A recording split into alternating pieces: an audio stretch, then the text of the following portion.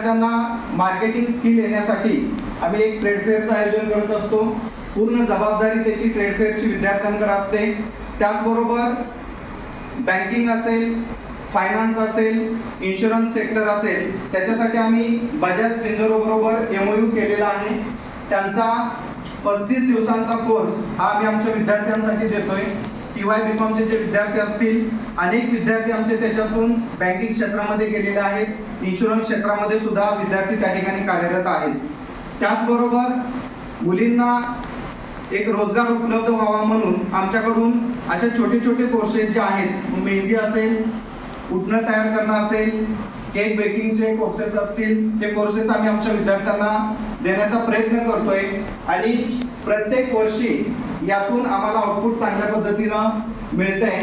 त्यामुळं वाणिज्य असोसिएशनचं उद्घाटन हे सुरुवातीला करणं आम्हाला क्रमप्राप्त होतं, कारण सगळ्या ज्या ॲक्टिव्हिटीज आहेत या सगळ्या ॲक्टिव्हिटीज आम्ही या कॉमर्स असोसिएशनच्या अंडर त्या ठिकाणी करतोय। व्यासपीठासाठी तुम्ही रितसर विद्यार्थ्यांना नोंदणी करून घ्या, रजिस्ट्रेशन करून घ्या आणि विद्यार्थ्यांच्या दृष्टीनं विद्यार्थी केंद्रित जे अनेकविध कार्यक्रम या व्यासपीठाच्या माध्यमातून होत असतात त्याची कल्पना त्यांना सुरुवातीला द्या। एक तुमचा अकॅडमिक कॅलेंडर असेलच, तर अकॅडमिक कॅलेंडरमध्ये स्पेसिफिकली या व्यासपीठाच्या माध्यमातून जे कार्यक्रम तुम्ही आयोजित करताय त्याचा उल्लेख तुम्ही करावा की जेणेकरून विद्यार्थ्यांना त्याची माहिती होईल, त्याची जाणीव होईल। कॉमर्स असोसिएशनचा उद्देश काय आहे आणि त्याची फंक्शन्स काय आहे, त्याचे काय वर्षभर आपण करत असतो हे सोनवणे सरांनी आता इथं स्पष्ट केलेलं आहे।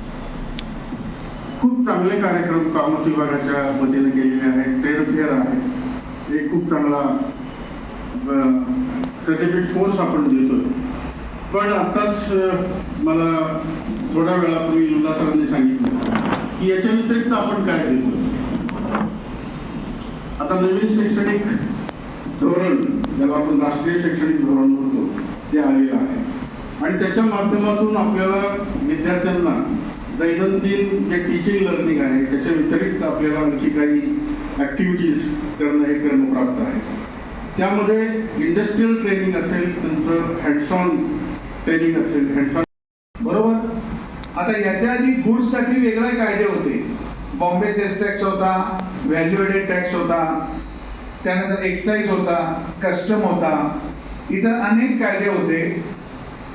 ते सगळे कायदे 1 जुलै 17ला ॲबॉलिश करून टाकले आणि सर्व्हिसेससाठी सर्व्हिस टॅक्स होता तो पण ॲबॉलिश केला।